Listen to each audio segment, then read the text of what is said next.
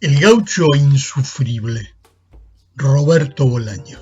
El gaucho insufrible cuenta la historia de Héctor Pereda, un abogado argentino intachable, algo poco habitual en la Argentina de esos años. Porque el doctor Pereda ha tenido dos grandes virtudes en su vida, unas como padre y otras como abogado.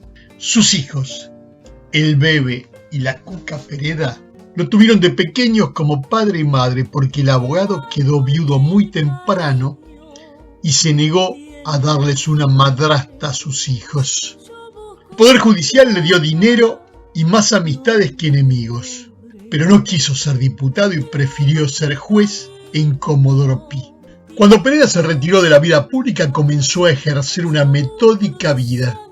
La vida que comenzaba con el desayuno con sus hijos y después de llevarlos al colegio cercano, leía 2 o 3 periódicos con detenimiento. Después, cerca de las 11 y con un tentempié de embutidos y pan con manteca y alguna copita de Malbec, dormía una pequeña siesta hasta las 13. Después, almorzaba en su enorme comedor, solo y leyendo un habitual libro, comida ligera servida por su vieja criada, que consistía en una sopa, algo de pescado con puré y un postre. Buscaba después a sus hijos, repasaba con ellos las lecciones, piano con Cuca y francés e inglés con el Bebe. Después de una cena y recomendando a las empleadas que no abrieran la puerta a nadie, salía para Corrientes, donde se ubicaba su café favorito, y departía con amigos hasta la 1, donde regresaba para dormir en su casa. Allí todos dormían a esa hora. Un día los niños crecieron y dejaron el nido. Primero se casó Cuca y se fue a vivir a Río de Janeiro.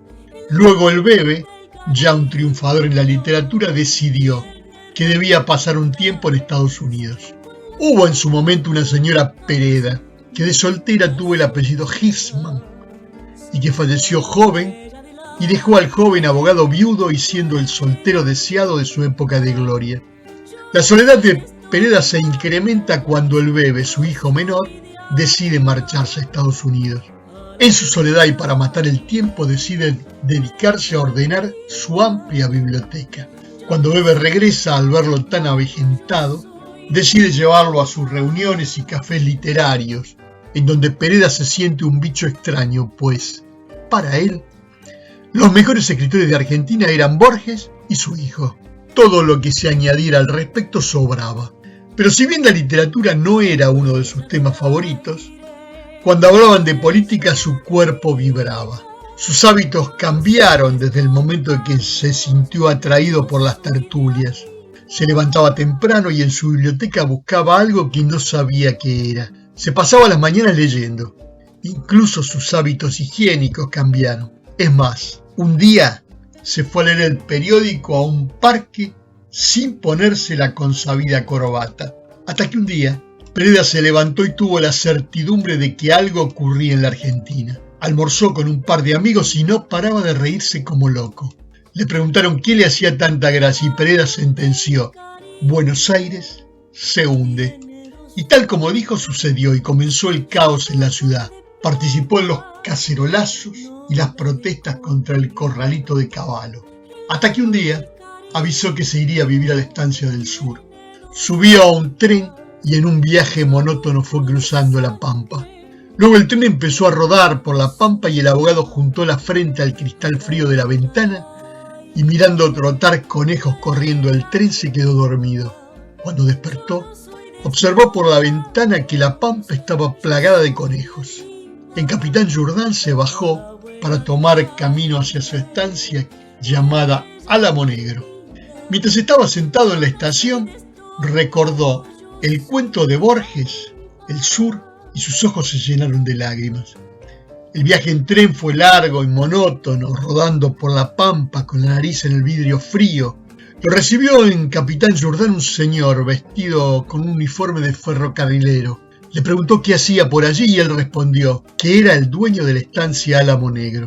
El tipo se quedó mirándolo un rato y le respondió: ¿Se acuerda de mí, señor juez? Soy Severo Infante, su compañero de juegos de infancia. Pero el viejo abogado no lo recordaba. Hacía tanto tiempo y habían vivido vidas diferentes Pereda le preguntó cómo llegar hasta allá y le dijeron que debía caminar.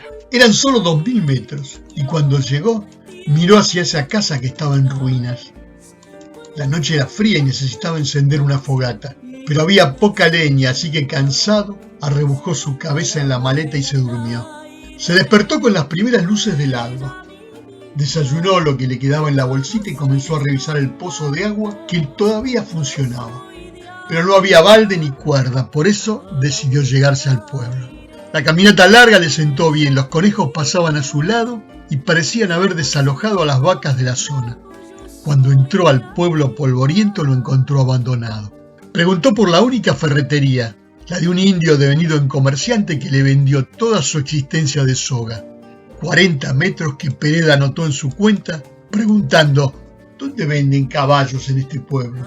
El parroquiano que había entrado le dijo que Don Dulce tenía un overo rosado para vender. La estancia se llamaba Mi Paraíso y distaba del pueblo. Cuando llegó salió una mujer que dijo no saber nada del negocio.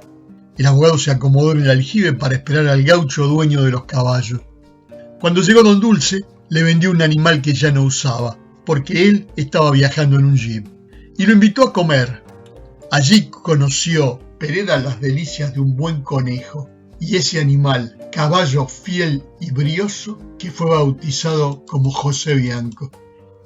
En su estancia, todo estaba en ruinas. Comenzó a contratar peones que luego se convirtieron en sus amigos para reconstruirla y hacerla habitable. En el trayecto se amanceba con una mujer abandonada por el marido con 4 hijos, y su hijo, el bebé, es enterado del caso, aunque no hay sexualidad, sino una amplia necesidad de compañía. Desde su llegada, Pereda comienza un viaje al pasado. Busca caballos, animales para domar, peleas a cuchillo, pero ya todo es distinto. En su lugar hay conejos que plagan la pampa y sirven de alimento a los gauchos que ya no están dispuestos a pelear por honor. Una tarde recibe una carta del bebé donde le indican que debe volver a Buenos Aires para firmar los papeles de la venta de su casa. A los 2 días parte.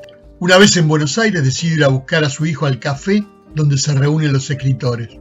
Lo encuentra presidiendo una reunión. En la misma mesa uno de los tipos se unta las narices con cocaína. Pereda lo mira fijo y este reacciona con furia. Lo amenaza. ¿Qué mirás?, le dice. Pereda saca su cuchillo y lo pincha en la ingle ante la sorpresa de todo el mundo. Pereda escapa y vaga por una ciudad que desconoce. Todo ha cambiado, pero él la sigue amando, pero también, a su vez, odia la trivialidad en que vive. Su dilema está en quedarse y convertirse en un paladín de la justicia, o volver a esa pampa bárbara de la que poco sabe, pero donde puede desarrollar algo, quizás con los conejos, con los pobres, con esos gauchos que lo soportan. ¿Qué debo hacer?, dice el juez. Pide una respuesta a la misma ciudad y ella no puede darle una respuesta.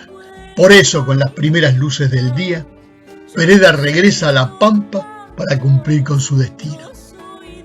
Este es un cuento de Roberto Bolaño espectacular que recomiendo leerlo. Se llama El gaucho insufrible y no tiene pérdida.